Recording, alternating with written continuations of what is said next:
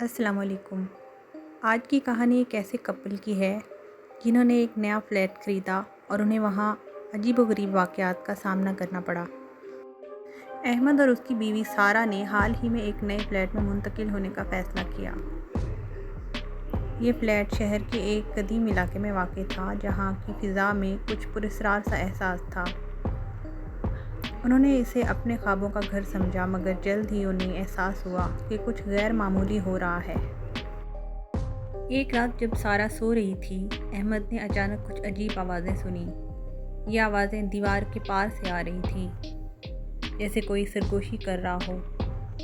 احمد نے سوچا کہ شاید یہ محلے کے لوگ ہیں، لیکن جب اس نے باہر دیکھا تو سب کچھ خاموش تھا۔ دوسرے دن احمد نے سارہ کو اس بارے میں بتایا۔ سارہ نے ہنس کر کہا، تم شاید تھک گئے ہو، خواب میں دیکھ رہے ہوگے۔ مگر احمد کی تشویش بڑھتی گئی۔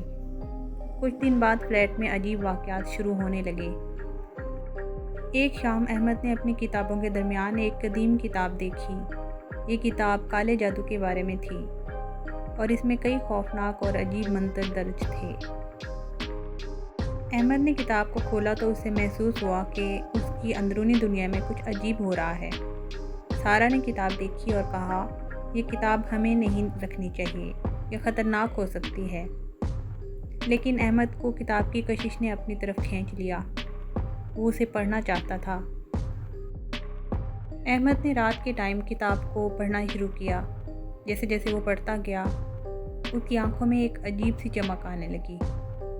اس نے ایک منتر آزمانے کا فیصلہ کیا جو اس کتاب میں درج تھا۔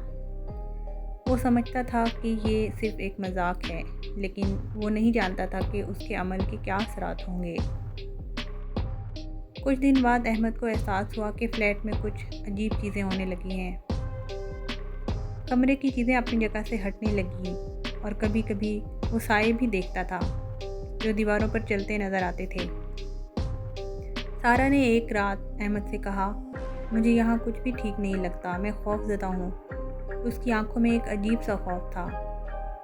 احمد نے اسے تسلی دینے کی کوشش کی، مگر وہ خود بھی خوف زدہ تھا۔ ایک رات سارہ کو خواب میں ایک بوڑھی عورت نظر آئی جو اسے کچھ کہہ رہی تھی۔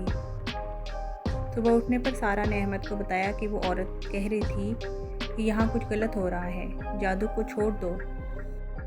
احمد نے سارہ کی بات کو سنجیدگی سے نہیں لیا، مگر حالات بگڑتے گئے۔ ایک رات جب وہ دونوں سو رہے تھے، اچانک فلیٹ میں ایک زوردار آواز آئی۔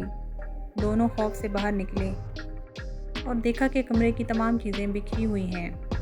دیواروں پر عجیب نشانات بنے ہوئے تھے۔ سارہ نے احمد سے کہا، ہمیں یہ فلیٹ چھوڑ دینا چاہیے، یہ جگہ خطرناک ہے۔ احمد نے دل میں خوف محسوس کیا، مگر اس نے یہ سوچا کہ وہ کتاب کے اثرات کو ختم کر سکتا ہے۔ احمد نے دوبارہ کتاب کھولی اور دیکھا کہ ایک خاص منتر ہے جو جادو کو ختم کر سکتا ہے۔ اس نے اس منتر کو پڑھنے کا فیصلہ کیا، لیکن جیسے ہی اس نے پڑھنا شروع کیا، فلیٹ میں ہوا کا ٹیمپریچر گرنے لگا۔ سارہ نے احمد سے کہا، یہ خطرناک ہو رہا ہے، رک جاؤ۔ لیکن احمد نے اپنی خواہش کو پورے کرنے کی کوشش کی۔ اچانک کمرے میں ایک دھندلی شکل نمودار ہوئی۔ یہ وہی بوڑھی عورت تھی جو سارہ کے خواب میں آئی تھی۔ اس نے احمد کو گھور کر کہا، تم نے میری کتاب کو چھیڑا ہے، اب تمہیں اس کا خمیازہ بھگتنا پڑے گا۔ احمد کی آنکھوں میں خوف تھا اور اس نے جلدی سے منتر پڑھنا جاری رکھا۔ جیسے ہی اس نے آخری الفاظ کہے، ایک زوردار آواز سنائی دی اور ایک روشنی کی کرن کمرے کو بھر دی۔ اچانک وہ بوڑھی عورت غائب ہو گئی اور سارا خوفناک ماحول چلا گیا۔ سارہ اور احمد نے ایک دوسرے کی طرف دیکھا۔ وہ دونوں ڈرے ہوئے تھے، مگر ایک نیا حوصلہ ان میں بھرا ہوا تھا۔ انہوں نے فیصلہ کیا کہ وہ اس فلیٹ سے چلے جائیں گے اور کبھی بھی کالے جادو کی طرف نہیں آئیں گے۔ چند دن بعد احمد اور سارہ نے نئے علاقے میں ایک اور فلیٹ کرائے پر لیا۔ وہ جانتے تھے کہ انہیں اپنی زندگی کو بہتر بنانے کی ضرورت ہے۔ انہوں نے جادو اور خوف سے بھری زندگی کو چھوڑ دیا۔ یہ کہانی ہمیں یہ سکھاتی ہے کہ بعض اوقات ہمارے خوابوں کے پیچھے چھپی ہوئی حقیقتیں کتنی خطرناک ہو سکتی ہیں۔ احمد اور سارہ نے اپنی غلطیوں سے سبق سیکھا اور ایک نئی شروعات کی۔